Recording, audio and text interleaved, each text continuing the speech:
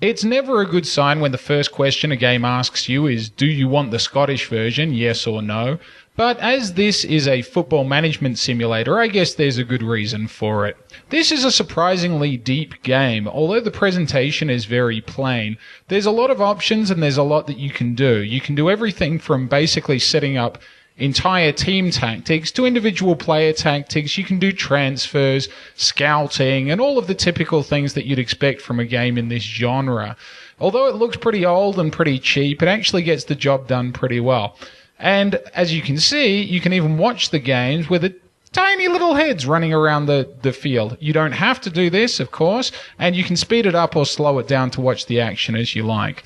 The only problem from my side is that this is a football management game, which makes it pretty damn boring. And knowing practically nothing about the sport, I didn't really know if the decisions I were making were having any effect or not. So in 1983, someone was playing Pac-Man, as you do, and they were thinking to themselves, this is a great game, but there's just one thing that's really bugging me about it. It's that goddamn top-down view. If only this game was played from a first-person perspective, that'd just make everything that much better. And that person went on to make 3Demon. Yes, it's basically a remake of Pac-Man, but as you can see, it's played from the first-person perspective. That is, unless you want to look at the map, which you can do, in which case you're getting a top-down view, in which case it's Pac-Man. You're picking up power pellets, you're running away from ghosts, unless, of course, you get the special one, which means that you can eat the ghosts to increase your score. There's not a piece of fruit that he is, but there is a kind of a gem or a diamond that is worth extra points. The levels are pretty much all the same. There are 2 different map variants. And it just gets faster and faster as it goes on. That's about it. It's 3D Pac-Man first-person perspective. 3D Ball Blaster. How to describe this game? Well, it's basically like one-on-one soccer, but played in spaceships, which, believe me, sounds a hell of a lot more awesome than the game actually is. You can spend money and you can buy upgrades, but most of them don't actually do anything, except the one that makes it easier to catch the ball, which is pretty integral to enjoying the game. Well, enjoying the game in so much as you possibly can. The graphics are terrible, and that really affects the gameplay because the ball is very hard to see, and a lot of the time you're going to lose it in the background. The other thing is that there is a massive, massive programming bug in this thing, in that basically 1 time out of 3, when you score a goal, it will actually give the point to your opponent, which is, I guess, a way to make the game more challenging, but it doesn't make it any more fun. Really, anything would make this game more fun, though. It's a terrible game. The upgrades and missiles and stuff that you can buy are absolutely pointless. It's a dog. Like a lot of educational games, 3D Body Adventure gets the education bit right, but it gets the game part very, very wrong indeed. The educational stuff is actually quite interesting and interactive. You can make limbs move and you can watch knees and elbows bending. You can have a look close up at different parts of the body like the brain and eyeballs and the stomach and muscles and so on. It's all pretty educational. But then there is the wretched game part. As you can see, it's kind of like a first-person perspective moving through the world's easiest maze. There's 4 rooms which are linked in a cross pattern. You can go through it and you can zap these things which are supposedly diseases or germs or whatever the hell. Who really cares? This is boring and it's horrible. The other thing is basically a memory game like you might play with cards, linking up the picture and the name. But this also sucks and takes about 10 minutes to finish in its entirety.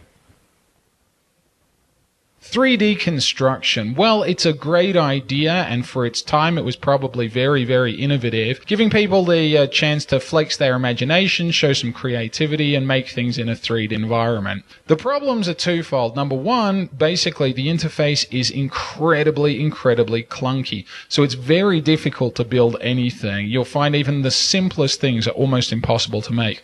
The other thing is that there's basically nothing you can do with these things once you've made them. I judge a 3D construction program on how well you can make some junk.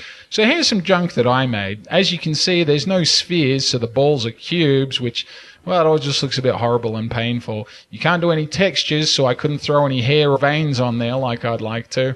And yeah, it was all a bit disappointing in the end. Difficult to use and disappointing. So maybe the junk was appropriate.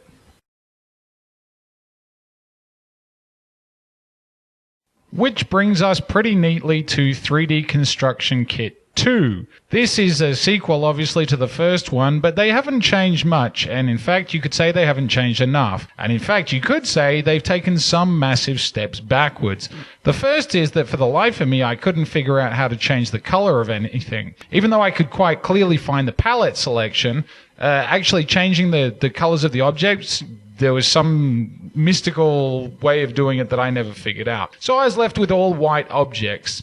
Here you can see, making junk again, you can see that they are now spheres, which really helped with the balls, but the fact that there was no colors made this really off-putting looking. It's just a big white phallus like some gay Nazi wet dream.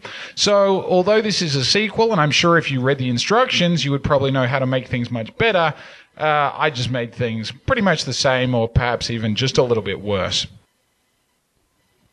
3D Cyberpuck is an update to the game 3D Ball Blaster looked at previously. There have been some graphical improvements in this version, as well as some gameplay options. There's a wider selection in the shop, which gives you more things that you can buy that aren't really helpful. The graphics are improved a little bit, and there is less of a tendency to lose the ball in the background. But unfortunately, you're still playing pretty much the same drab, broken game that the original was. Amazingly, they haven't fixed the bug, which means that you sometimes score for your opponent. This is it's almost a game-breaking bug, and yet somehow it's managed to make its way through to the sequel. Not that it really matters, because this isn't the game you're not going to want to play for too long anyway. The AI is absolutely horrible, and on a normal difficulty setting, you're just going to blast through this game. It's way, way too easy, unless you put it on the maximum difficulty. Still horrible. Updated, still horrible. 3D Helicopter Simulator is, surprise, surprise, a helicopter simulator from Sierra Online. Well, it's a helicopter simulator in its own way. Basically, you're in a very small environment, wireframe graphics, and you can fly around. And that's about it. There's no actual point to this game. There seem to be no objectives whatsoever. And there's not even really the freedom to do what you want. Namely, you can't crash, which to me is a pretty big thing. It takes away a lot of the challenge. You might want to fly close to a building or a tower to see how close you can get. Well, you can get as close as you like because you can't crash. It seems that you also can't land, or in fact, maybe you can, but I was never able to do it.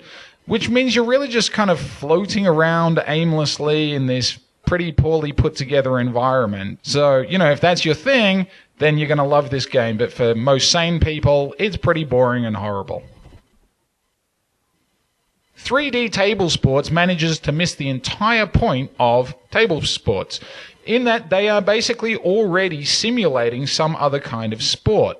Air hockey is, of course, some kind of weird example of ice hockey in its own way. But mainly, these games are supposed to be visceral. There's something about actually putting your hand on that paddle, or actually moving the paddles of a foosball table, that's really enjoyable, and there's some sort of actual physical enjoyment to be had there.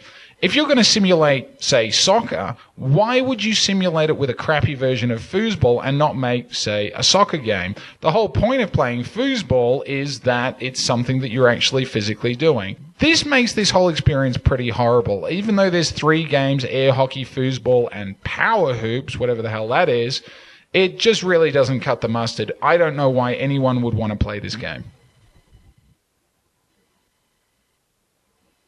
The first thing I have to say about 3D World Boxing is that there's 21 boxes in it, and they're all ranked.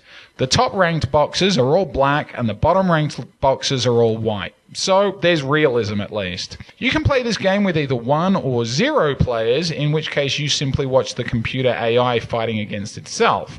As a 1 player, you can play either in a championship or a single bout. Somehow they've managed to go into the future and get a picture of Scarlett Johansson to use as their round announcer girl, which is pretty impressive stuff. When you get into actually playing the game, you'll notice 2 things. The first is that this game is completely misnamed. They're calling this a 3D boxing game. 3D! How are they getting away with that? Sure, you can circle around your opponent a little bit, but this is about as 2D as it gets.